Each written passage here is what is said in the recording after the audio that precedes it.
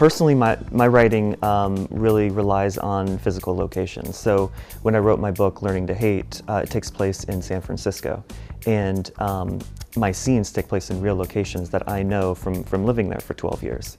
And so I really had that connection between the fictional place and the real location. And so Katie, she and I have talked about setting and place because those two worlds of ours do collide. As a geographer, she deals with places all the time. We identified 5 different novels in 3 different cities. We chose New Haven, Connecticut, Duluth, Minnesota, and San Francisco, California. And we chose those 3 cities because they're very different. And we are taking the scenes that take place in real locations, whether that's a real coffee shop, whether that is a school, a public square, a pizza place, and we are studying the intersection of that fictional place and that real life place and seeing how they compare to each other. You know, is it the community that's inspiring the art, or is it the art that's inspiring the community?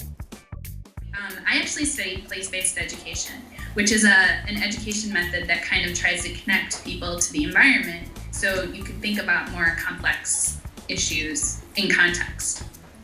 And I never had really considered literature as a really good teaching tool in relaying place and how you can describe place and make place a part of the bigger project. So that's something that has really been valuable.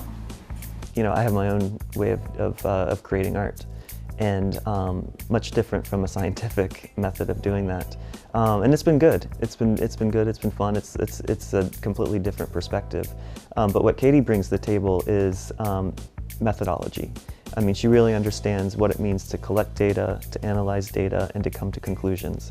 So that's been really eye-opening to kind of see her, you know, work her magic and to kind of focus me a little bit to get toward our goal. One book that I've been reading recently that takes place in New Haven is called Joe College by Tom Perrotta. And I've been reading the scene that takes place on Yale's campus. I didn't walk any more softly than usual, but for some reason, he didn't hear me approach. He just stood there, lost in thought, gazing into a lighted window on the ground floor of Branford, on the far side of the moat. Kristen Willard was framed in the window, her profile angelic in the pale glow of her reading lamp. She seemed to be concentrating hard, as if something in the book didn't make sense to her. So here we are on the campus of Yale, and we are right here on Liberty Walk, which is where the scene takes place in Tom Perrotta's Joe College. And in the scene, as you remember, the character Nick is a local. He's from New Haven, he's not a student, and he's standing right here at this location by this tree on this walk, staring into a dorm room of a young co-ed. And if you remember, the symbolism is that there was a moat in between the local and the young undergrad. You could think that was just symbolism, unless you actually came here to this location, this physical space where the scene takes place, and you can actually see that there is a moat in between the walkway and the dorm. And it acts as a symbolism of the gulf between the local New Havenite and the Ivy League student. They're from 2 totally, completely different worlds, separated by a gulf, this moat, this physical moat.